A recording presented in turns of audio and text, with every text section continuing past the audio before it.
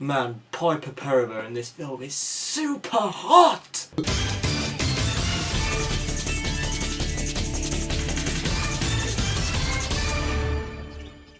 Looper. Okay, so the plot of Looper is Joseph Gordon-Levitt is basically a hitman, and he has to kill people who are sent back from the future, because in the future it's hard to kill people and dispose of the bodies.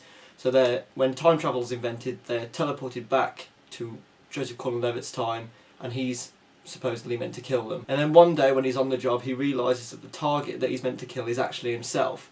And then his future self escapes, and then Joseph Gordon-Levitt tries to rectify things by going after his future self and killing him. Now, with a plot like this, it sounds like it could go all wrong. It sounds like it could just go off in directions that are not going to work for the film. And especially since it's a September release date. I mean, if you look at the history of, science fiction films that have been released in September, it hasn't got quite a strong run. But it's safe to say this film is fantastic and I liked it very much. What I think what's surprising about this film is it essentially feels like the director Rian Johnson has created like an art house independent film, but for a mainstream audience. It's really surprising, like some of the directions he takes the film that are quite dark and methodical, and he puts them in a mainstream film which you wouldn't usually see. And it did what Inception did a couple of years ago. It proves that mainstream audiences don't need to be dumbed down with blockbuster entertainment. There can be intelligent blockbusters for them to enjoy, and Inception did that.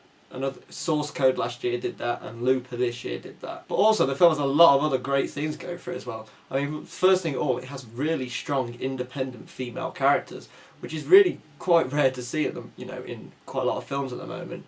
And especially when last week Killing Them Softly, it didn't portray women in such a good light. This week I got to see Looper, and it portrayed them as really, independent, able to think for themselves and cope by themselves. It also has a lot of heart as well. I mean, there's a film that Rian Johnson did before called Brick, which is a really great and interesting noir thriller film, but it really lacked some sort of emotional engagement from the characters. But I actually got that from Looper, and I was really impressed that he could manage to bring across, his great directing style from Brick, and also add some emotional engagement to his film. I also really liked the fact that the film had a lot of character development as well. The whole second act of this film was building up the future self and the present self of the character, but it also works on other characters as well, such as Emily Blunt's character. So each character was given more layers and depth. And as for the time travel itself, it was used in some really inventive ways, which I won't give away. But from the off, you're given really interesting uses of it, which you probably wouldn't think of. I mean, I didn't think of some of the uses that they came up with, and it was really smart. There is one problem with the film, I think, and it's when you get time travel films, there's a lot of explaining and paradoxes that have to be dealt with.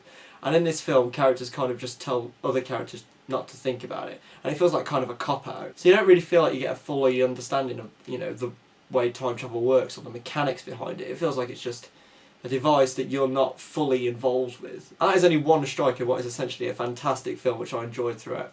I'm going to give Looper 4.5 out of 5 stars. I think it has a lot of heart, great direction, great use of time travel. It's a testament to what audiences want now. But I think the whole trying to cop out of the whole time travel idea by not explaining it was sort of a wrong turn to take. And as usual, if you like this review, you can just click subscribe and you can see more.